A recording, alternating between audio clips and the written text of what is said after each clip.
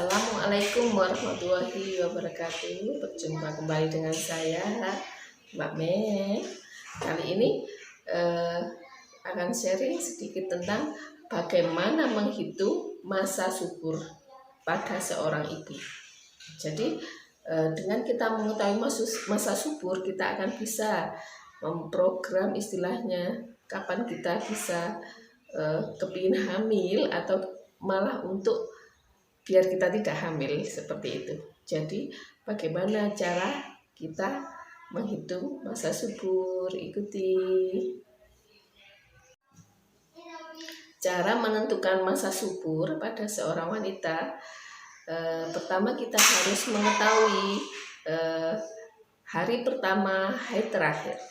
Hari pertama haid terakhir. Jadi kita harus tahu, misalkan di bulan April ini kita mens, kita harus catat itu tanggal berapa kita mulai mens. Kita kasih tanda itu di kalender. Kemudian di Aprilnya juga kapan kita mens, seperti itu. Mungkin dalam 2 atau 3 kali siklus. Kita kepingin tahu mens kita itu teratur, dia maju atau teratur mundur, seperti itu. Setelah kita mengetahui kalau mens kita siklus pendek atau siklus panjang, yaitu misalkan siklus pendek yaitu 22 hari kita sudah mens lagi, dan siklus panjang adalah 30 ke atas kita ketemu mens lagi, seperti itu. Setelah kita tahu siklus kita panjang atau pendek, kita ambil tengah-tengahnya, kita ambil di antara men itu, yaitulah kita masa subur. Bagaimana cara mengetahui masa subur? Setelah kita tandai tadi, kita akan merasa satu, mungkin pada seorang wanita akan merasa kayak sedikit badannya kalau pagi sedikit agak panas atau kerkes-kerkes, kemudian akan mengeluarkan lendir. Ya, itu di 3 hari itu karena kita bersifat basah, nanti kita akan mengeluarkan lendir, ya.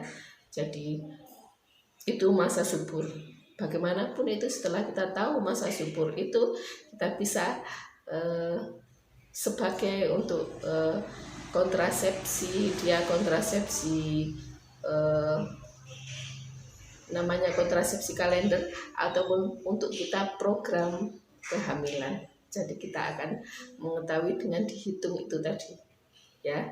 Bagaimana kalau untuk istilahnya KB kalender, otomatis kita menghindari tanggal itu. Kita tanggal itu kalau bisa, kalau ya memang harus, kita tidak melakukan istilahnya senggama. Jadi menghindari tanggal itu. Tengah-tengah tadi. Tengah-tengahnya berapa? Otomatis kita menghitung lagi berapa sperma itu bertahan di dalam rahim atau di alam luar setelah dikeluarkan, yaitu 2-3 hari. Berapa telur dikeluarkan setelah dikeluarkan masa hidupnya, dia akan bertahan 1 hari. Jadi masa subur pada seorang wanita berarti seorang wanita itu akan mengeluarkan sel telur.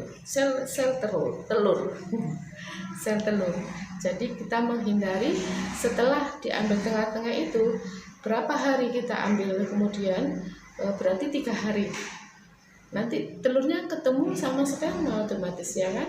Jadi kita berhubungannya menghindari telur itu tadi.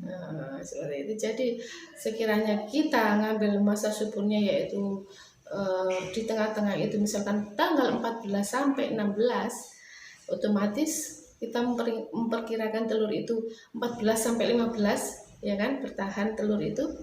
Otomatis biar tidak ketemu sperma itu 2-3 hari, kita ambil ke belakang, berarti tanggal 11.